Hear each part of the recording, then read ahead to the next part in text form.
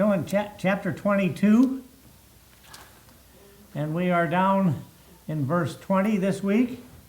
And Jeremiah is preaching to and about the last three, if you will. Well,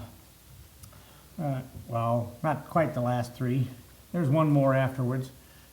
Kings of Judah, Jehoiahaz, who lasted 3 months, Jehoiakim, who managed to last for 11 years, and Jehoiakim was the one who was paying tribute to this Pharaoh Necho, Necho the Second. Okay, he was paying tribute to him for like the 3 years. It would have been 3 years or 4 years before the Battle of Carchemish. Battle of Carchemish was in 605 BC. Okay, Pharaoh Necho reigned from 609 BC down, but the Battle of Carchemish was when Nebuchadnezzar went down with the sole purpose of conquering Egypt, and Jerusalem and Judah were collateral damage on the way.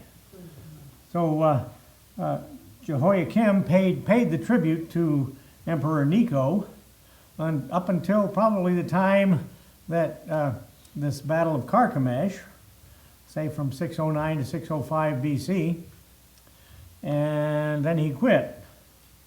But he did last for 11 years until from 609 BC to 597 BC. And so the first 21 verses of chapter 22 are talking about Jehoiahaz and Jehoiakim. Okay? And now we come down to Jehoiakim dies, and we'll get a little bit of background. If we go over to 2 Kings chapter 24, 2 Kings chapter 24, and we find out down in verse 5, now the rest of the acts of Jehoiakim and all that he did, are they not written in the book of the Chronicles of the Kings of Judah? Okay?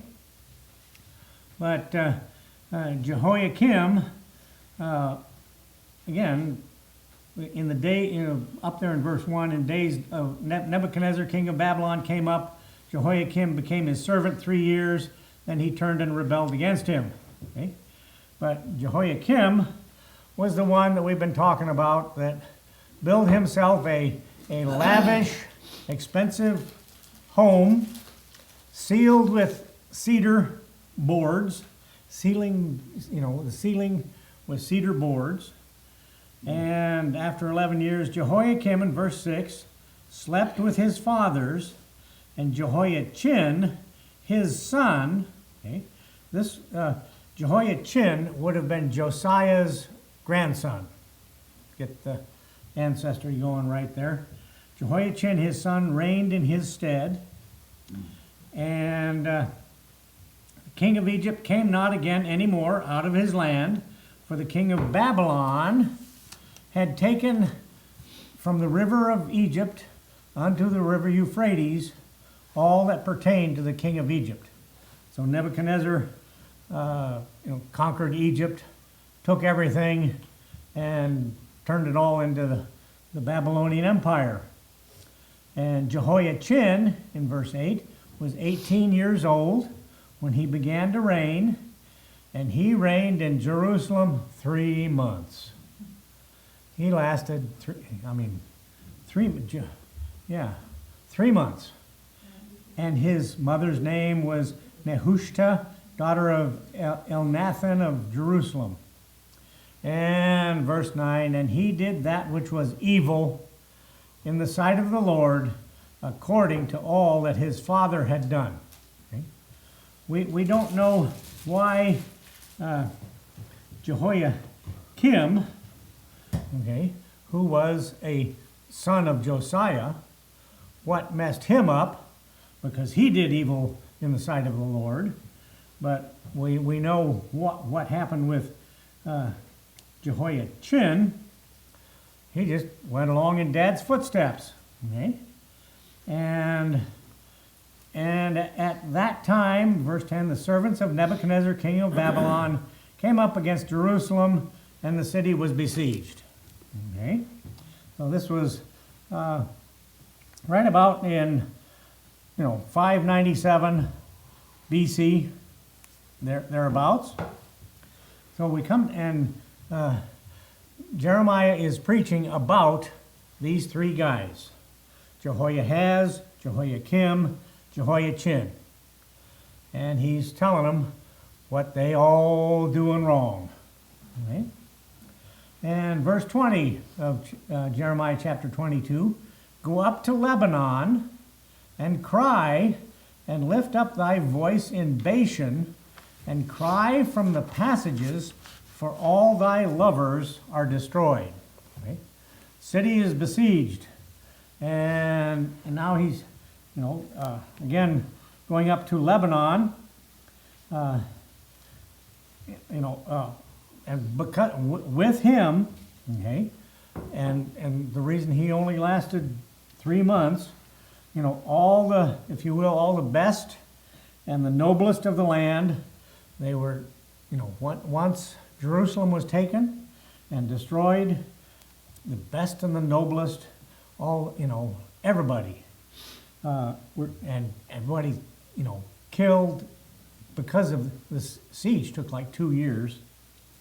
And famine and pestilence, with him all the best and noblest of the land were dragged from their homes to and dragged over to Babylon, or the Babylonian Empire, or modern day Iraq. Okay, over there to places. One town where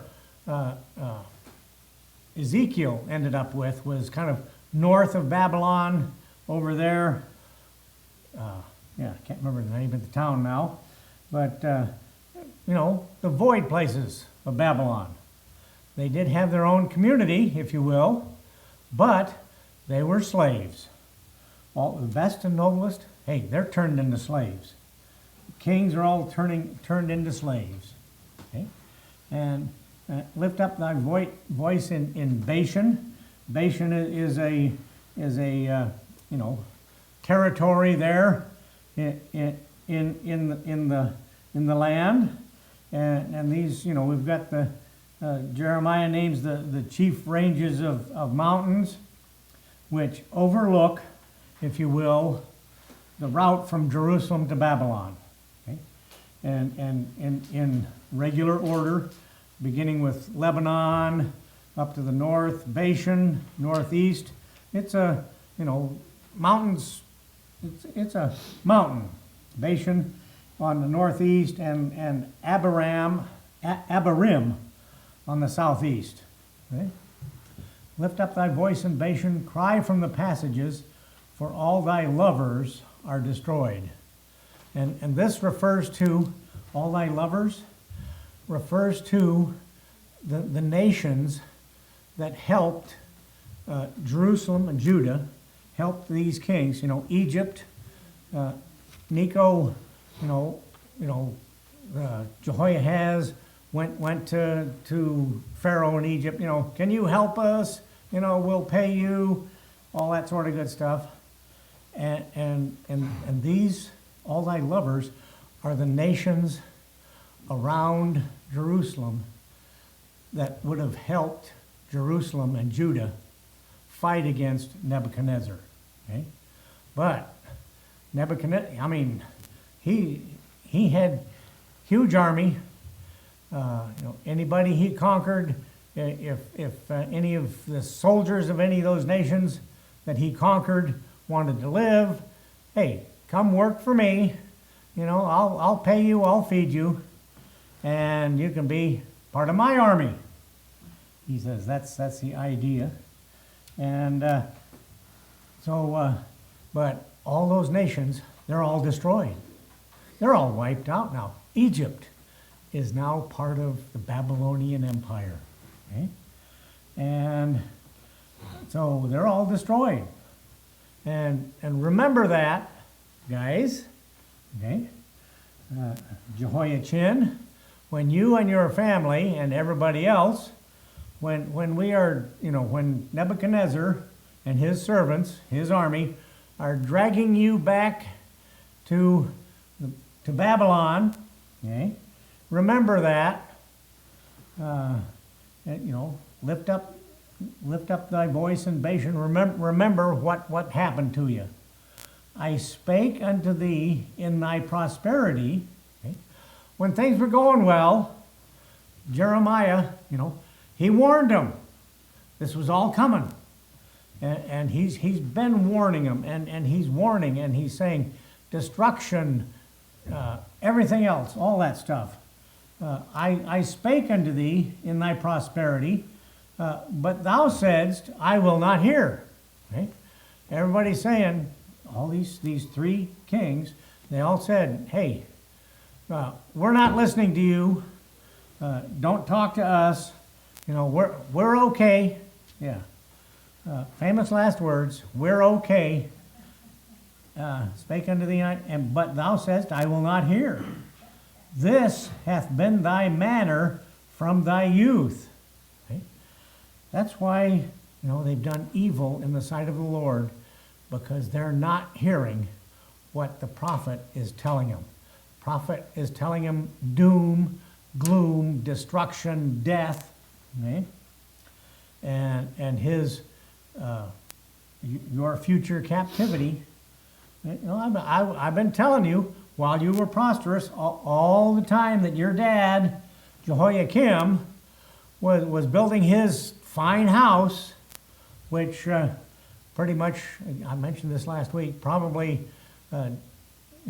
doesn't, archaeologists haven't found it. From your youth, this is the way you've been acting from your youth, that thou obeyest not my voice. Okay? And the voice that they're not obeying is God's voice. God is telling Jeremiah to tell them what's going to happen, and they're not listening. The wind shall eat up all thy pastors. Okay? Yeah. Well, we can say that around here. The wind this pastors here actually would kind of refer to shepherds. Okay, pastor is a shepherd of our flock, right? And this kind of refers to shepherds in the fields. Okay, when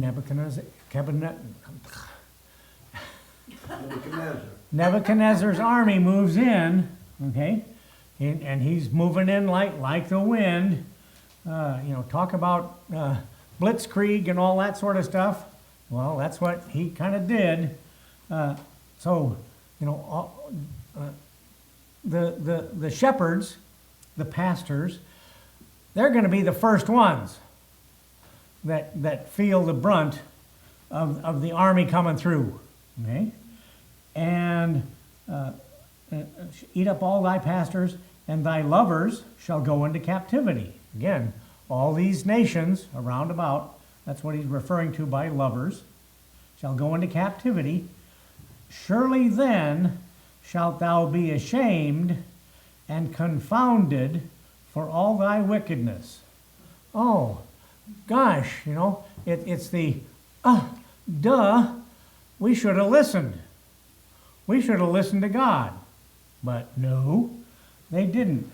And now they're confused. Why is this happening to us? They blame everybody else except themselves, okay? Because they weren't listening. Ashamed and confused for all thy wickedness. Okay? O inhabitant of Lebanon, that makest thy nest in the cedars. And this is, again, referring back to Jehoiakim and the cedars of Lebanon. Remember, Solomon, well, David started collecting the materials. King David collected the materials for the building of the temple. Solomon, had the temple built, and the best wood for anything like this, the cedars of Lebanon, and they are famous, and I have a feeling that they pretty much got, I don't know, it seems like I heard somewhere that the cedars of Lebanon are very rare in Lebanon these days because they've all been forested out, But makest thy nest in the cedars, okay? How gracious shalt thou be when pangs come upon thee, the pain as of a woman in travail. Oh, you're going to be, now all of a sudden, you're going to be great, going through pain, labor pain, just like the ladies do when they have babies, woman in travail. So, it's going to be bad, and you're making your nest there, and they're cutting down the trees. They're all gone. Okay? And that's where it's about that time. That's where we'll stop for this week.